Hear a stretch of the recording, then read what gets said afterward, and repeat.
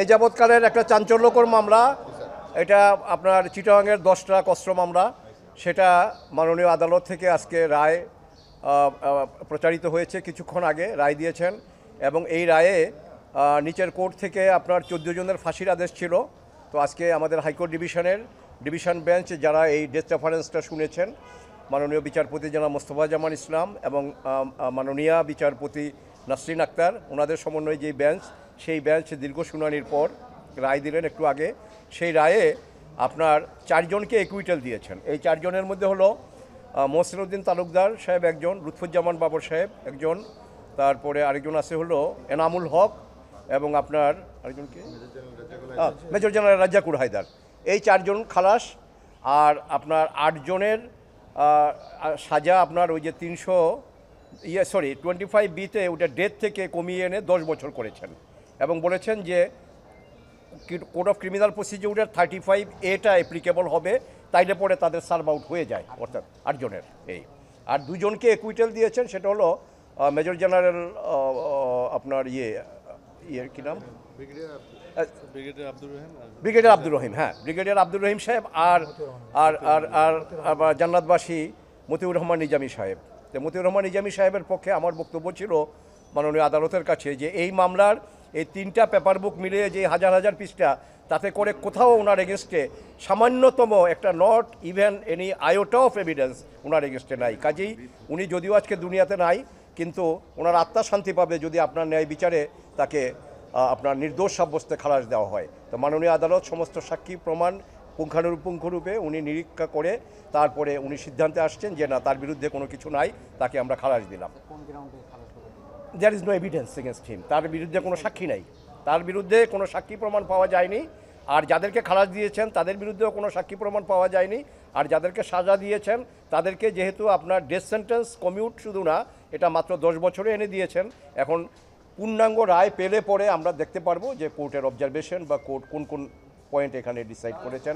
Court একটা observation দিয়েছে যে রাষ্ট্রপক্ষের পিপি এরা জনশুনানিতে এটাও বলেছে যে তারা ঠিকমতো মামলা প্রডিউস করতে পারে এবং তদন্ত কর্মকর্তা যারা ছিল, তদন্ত কর্মকর্তা এই মামলাটায় কি বলেছে কোর্ট? এটা কোর্ট বলেছে যে এই মামলার তদন্তে যথেষ্ট ত্রুটি বিচ্যুতি আছে এবং মামলা শুরু হওয়ার পর থেকে, কারণ আমরা যে জিনিসটা কোর্টের কাছে বারবার নিবেদন করেছি সেটা হলো যে এই অস্ত্রগুলো কোত্থেকে এসেছে, কোথায় যাবে এবং এগুলোর বাহক কারা, এবং এটা যদি স্মাগলিংয়ের মধ্যে আনতে হয়, কারণ আমাদের প্রচলিত আইনে, বাংলাদেশের আইনে এটা এই স্মাগলিং যেটা, সেটা প্রমাণ হতে হলে দেখতে হবে যে কেউ আর্থিকভাবে লাভবান হওয়ার জন্য বা কোনো অর্থের কারণে এই স্মাগলিংটা সাধারণত হয়ে থাকে।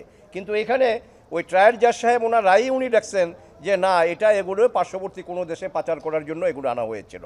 তো কাজেই আমরা এটাই বলার চেষ্টা করেছি এবং এটা আমরা কোর্টের কাছে ন্যায় বিচার পেয়েছি, বিশেষ করে যারা খালাস হয়েছে তাদের বিষয়ে। এবং আপনারা জানেন যে এই মামলায়ও ওই প্রথম একটা চার্জশিট ছিল 2004-এ বা 2005-এ, তারপরে 28 জন সাক্ষী হয়। 28 জন সাক্ষী হওয়ার পরে আবার যখন সরকার পরিবর্তন হলো, তখন আবার এই মামলার তদন্ত এবং বিচারও পরিবর্তন হয়ে গিয়ে তারপরে এইভাবে আপনার একটা মামলায় সমস্ত আসামিদেরকে ফাঁসি, এটা আমার মনে হয় যে আমার ওকালতি জীবনে এটা এটা এটা কমই দেখেছি। হ্যাঁ,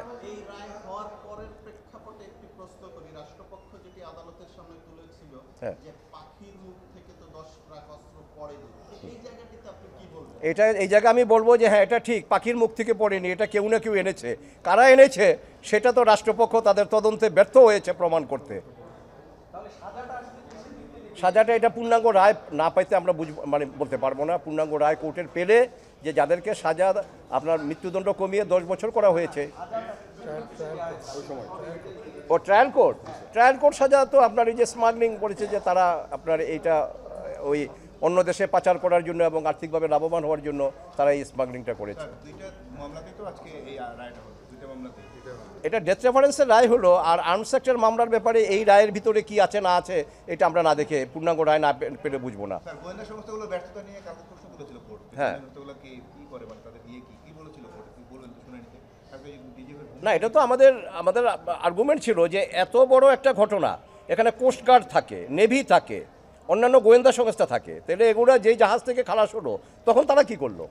এবং খালাস হয়ে এগুলা ফিশিং ট্রলারে মাছ ধরে যে ট্রলার ওই ট্রলারে উঠে তারপরে ওই ইউরিয়া ফার্টিলাইজার ফ্যাক্টরির যে জেটি ওই জেটিতে নিয়ে যাওয়া হলো এবং সেই যে সেখানে দুটা জেটি, একটা জেটি হলো প্রোটেক্টেড যেটা ফেন্স করা থাকে, বেড়া দেওয়া থাকে, এবং সেখানে এক্সপোর্ট ওরিয়েন্টেড ওই জেটিটা, সেখানে খুব প্রোটেকশন থাকে, কিন্তু সেখানে না নিয়ে ওপেন একটা জেটি যেটা সবার জন্য উন্মুক্ত, সেখানে এটা নিয়ে যাওয়া হলো এবং সেখান থেকে আপনার এগুলি খালাস হলো।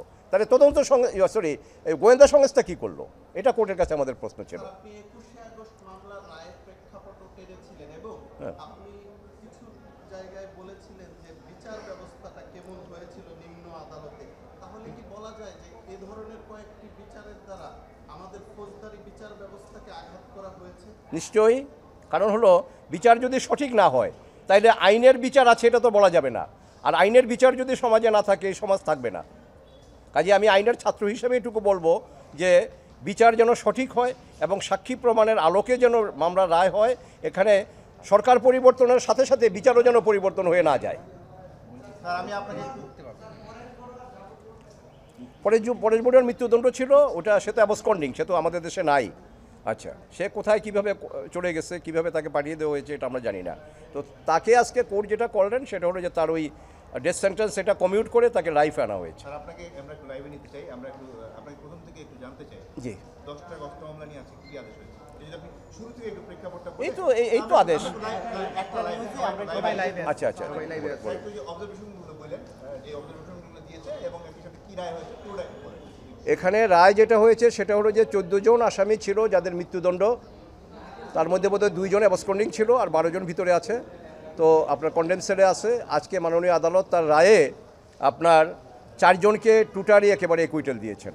এই 4 জন হলো লুৎফুজ্জামান বাবর সাহেব, তারপরে আপনার মেজর জেনারেল রাজ্জাকুল হায়দার, আর এনামুল হক ছিলেন ওখানে জিএম সাহেব, আর আরেকজন ছিলেন এমডি, সেটা হলো আপনার মহসিন উদ্দিন তালুকদার। এই 4 জনকে দেওয়া একুইটেড, তাদেরকে খালাস দেওয়া হয়েছে। আর মতিউর রহমান নিজামী সাহেব এবং আপনার প্রয়াত ব্রিগেডিয়ার জেনারেল আব্দুর রহিম, এই 2 জনকেও একুইটাল দিয়েছেন যে তাদের বিরুদ্ধে কোনো সাক্ষী প্রমাণ পাওয়া যায়নি। আর বাকি যারা আছে তার মধ্যে পরেশ বড়ুয়া, ওনার সেন্টেন্স ওটা আপনার ওই ডেথ থেকে ওটা কমিউট করে ওটাকে লাইফ আনা হয়েছে। আর বাকি যারা তাদেরকে আপনার death sentence, death reference reject করে তাদেরকে কমিউট 10 বছরে আনা হয়েছে।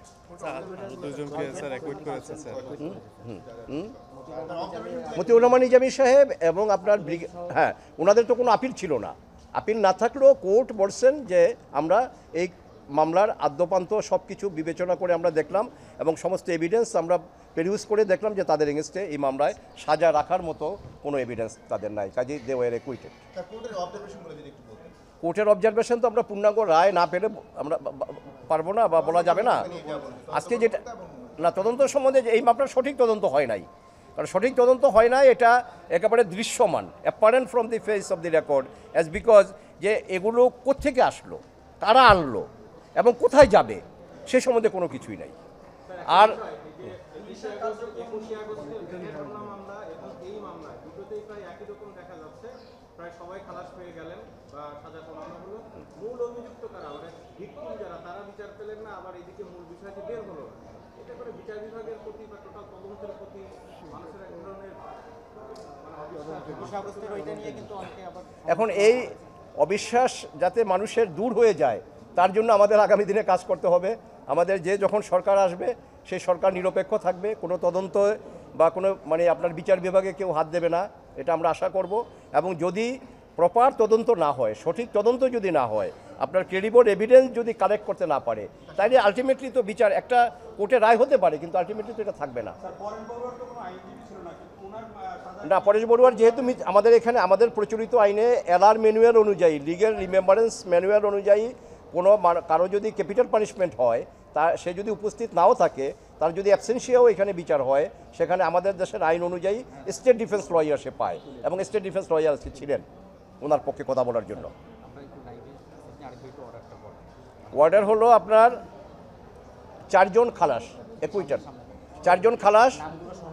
নাম হলো আপনার কে বলো তো, লুৎফুজ্জামান বাবর সাহেব, রাজ্জাকুল হায়দার, মেজর জেনারেল রাজ্জাকুল হায়দার, মহসিন উদ্দিন তালুকদার এবং এনামুল হক, এই 4 জনকে খালাস দিয়েছে।